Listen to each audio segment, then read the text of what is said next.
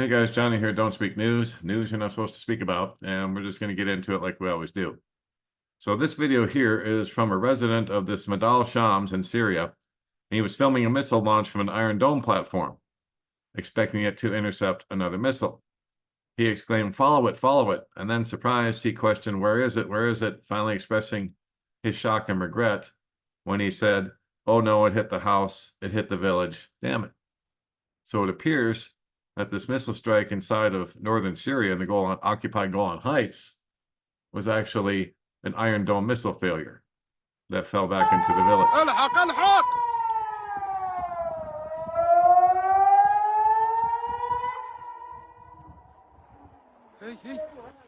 وينه ايه اكو ضرب دور بشرفي. You could hear him asking where it was. امي ايه بعرض امي ضرب دور أسامة. So that was an Iron Dome missile, a missile failure, I should say. And now I'm going to scroll down here, as this is a picture of the funeral. Families of the victims in Majdal Shams and the Golan expel Israeli government ministers from the funeral site of the dead, including Smotrich, I think he's the finance minister, after it becomes clear that the fallen missile from the Iron Dome killed the civilians, as I just showed you. So there's a picture of that scene right there.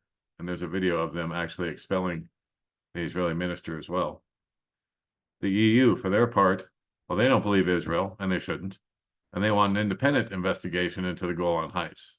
And I think there should be, because Israel's famous for pulling false flags or blaming something, one of their accidents in this case, on Hezbollah.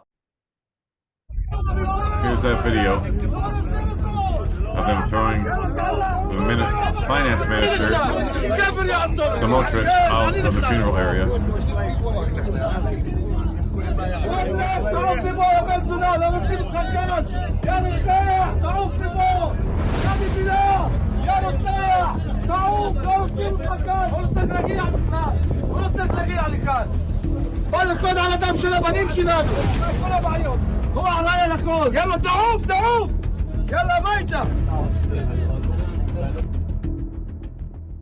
Camp says I blame them, especially when they realize that Israel's trying to blame this on Hezbollah and it was their own missile that killed these children.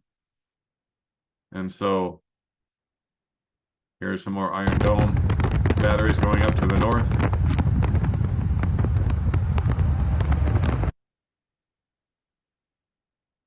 And on it goes. And my last entry here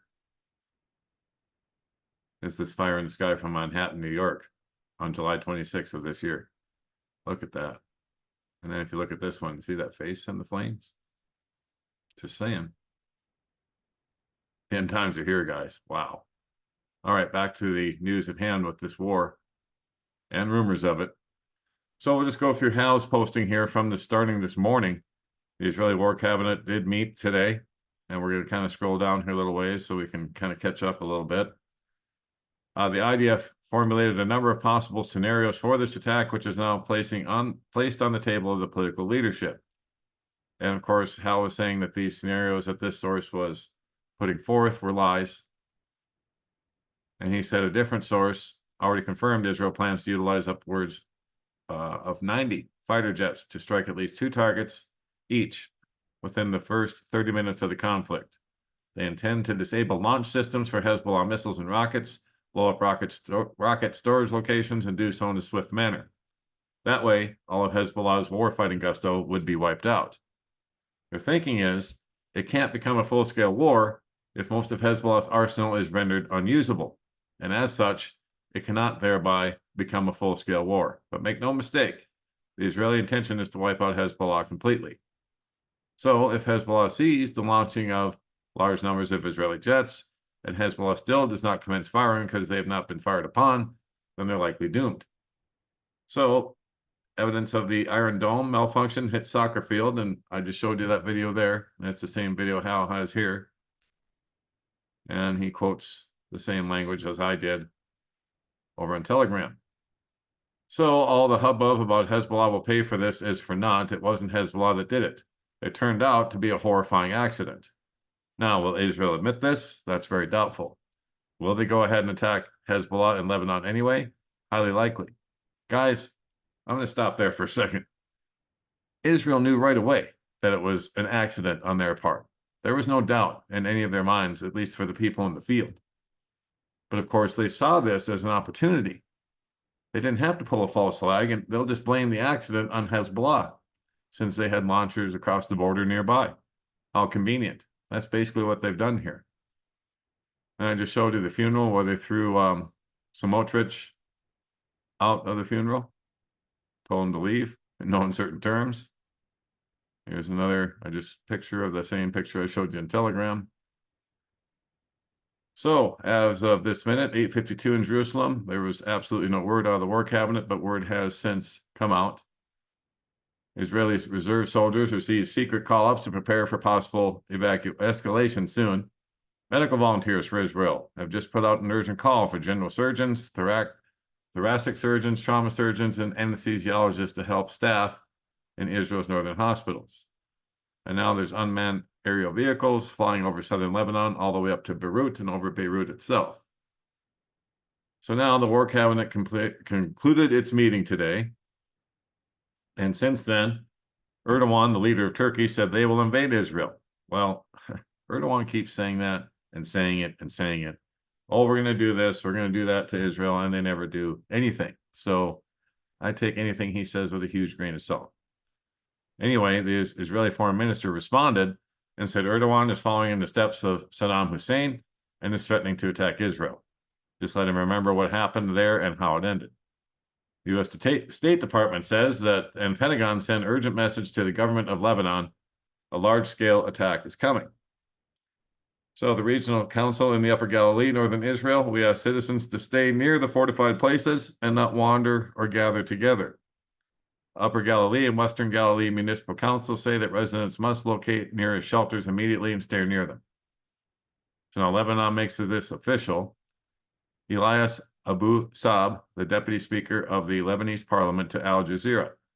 If civilian casualties happen or Beirut and its suburbs are targeted, we will not consider this a measured and limited response. Any strike on Jerusalem and the suburbs will be met with a strike on Gush Dan and Jerusalem. We're going to consider the Americans equally complicit as well. So Hal's left this open to the public, this covert intel. The Israeli government intends to launch a series of significant and broad strikes against Hezbollah targets throughout Lebanon, including the suburbs of Beirut, as well as sites of the Islamic Revolutionary Guard Corps, Quds force in both northern Lebanon and Syria. Members of the War Cabinet have authorized Prime Minister Netanyahu and Defense Minister Gallant to decide on the manner of the response against Hezbollah and the timing. So it may not be tonight, who knows? Hezbollah threatens Israel. If you hit Beirut or the southern suburbs, we will target Tel Aviv and other areas. And electronic warfare has commenced.